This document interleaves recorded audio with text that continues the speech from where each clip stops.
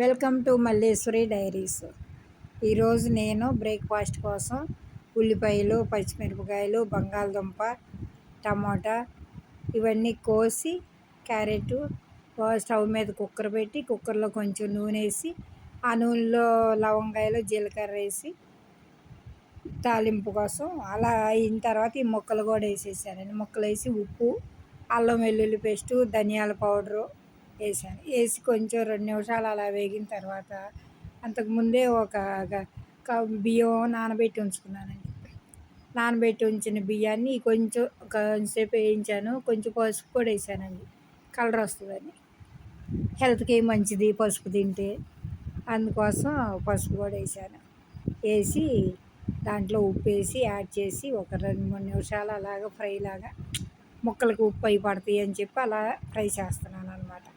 చేసి ఆ తర్వాత నానబెట్టుకుని ఉంచుకున్నటువంటి తీసుకొచ్చి ఆ గిన్నెలో నానబెట్టి ఉంచాక వాటర్తో పాటు బియ్యం కూడా దాంట్లో వేసేసి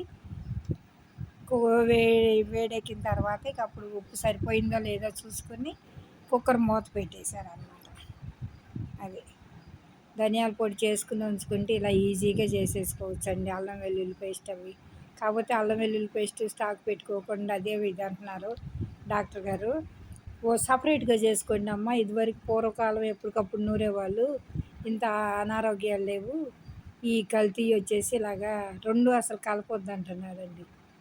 త్వరగా బ్యాక్టీరియా తయారైద్దంట. వెల్లుల్లి కొంచెం స్టాక్ అలా ఓపెన్గా పెట్టినా కానీ మిక్స్ చేసింది అలా చెప్పారు. అందుకోసం ఎప్పటికప్పుడే ఫ్రెష్గా ఎప్పుడైనా కొంచెం ఉండి ఫ్రిడ్జ్లో పెట్టి రెండోసారి వాడుకుంటూ ఉంటానన్నమాట. అది ఈ రకంగా వాటర్ బియ్యం కలిపి పోసి కుక్కర్కి మూత పెట్టేశాను. ఉప్పు అది సరిపోయిందో లేదో చూసుకొని అలా కుక్కర్ మూత పెట్టి 2 విజిల్స్ రానిస్తానండి. సిమ్లో పెట్టాను, కొంచెమే కదా ఎంతసేపు అవుతుందని. ఈలో కాకులు రెడీగా వచ్చి నన్ను చూసి అరిసి వెళ్తూ ఉంది.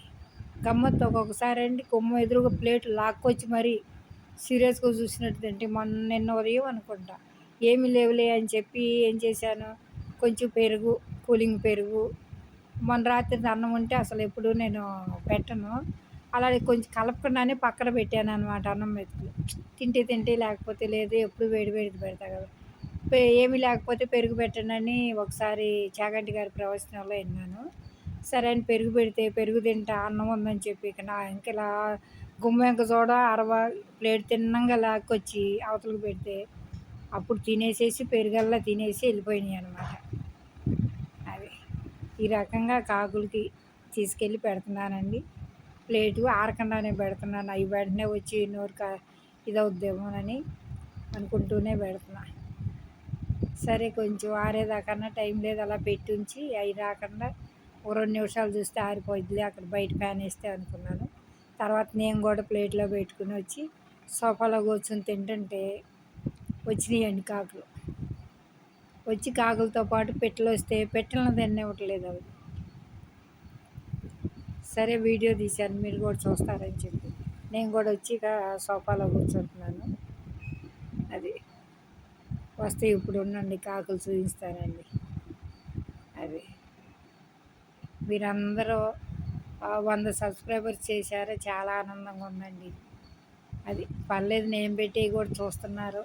మా వంశికాకండి థ్యాంక్స్ చెప్పాలి నేను, ఎందుకంటే అసలు అదే ఇలాగా పెట్టమ్మమ్మ, నువ్వు అసలు పద్దాక ఏదో ఒకటి ఆలోచించుకుంటూ అలా ఉండొద్దు, ఏదో ఒకటి ఉంటుంది నీకు ఆలోచన, వీడియో ఏం తీద్దామా అనే ఆలోచన ఉంటుంది అని అంది. సరే అలాగే పెట్టినందుకండి ఇదిగో కాకులు వచ్చేసినాయి. కాకులను కూడా వీడియో తీస్తున్నాను అనమాట. మా వంశీ పెట్టించినందుకు వచ్చినాయి తింటుందండి. దాంట్లో జీడిపప్పు ఏదో వస్తే పక్కకు తీసుకొచ్చుకుని ఇటు తిరిగి చూస్తా పొడుచుకుని తింటుంది. ఆ పెట్టు పాపం తినబోతుంటే తినేవట్లేదు. అది కాకెప్పుడు ఎప్పుడు వెళ్ళిపోయిద్దా అని చూస్తుంది. ఈలోగా మరలా ఇంకో పెట్టు వచ్చిందండి. ఈ కాకి వెళ్ళిన తర్వాత అప్పుడు ఆ 2 పెట్టెలు కలిసి తింటున్నాయి. 2 పెట్టెలు అనుకోండి, అటు ఒకటి ఇటు ఒకటి నుంచుని ఆ పక్క ఈ పక్కకి తింటాయి అన్నమాట. ఇవన్నీ వెళ్ళిపోయిన తర్వాత పావురాలు వస్తాయండి. ఏమన్నా ఉండేవేమో తిందామని. ఒకవేళ అది వచ్చేసరికి లేకపోతే కొంచెం తీసుకెళ్ళి మళ్ళీ ప్లేట్లో పెడతానమాట. ఇక అది జీడిపప్పును బయట పెట్టుకుని పొడుచుకుని తింది అనమాట. బంగాళదుంపలు అవి సాఫ్ట్గానే ఉడికిపోయినాయిగా బాగానే తింటుంది. అది జీడిపప్పు మాత్రం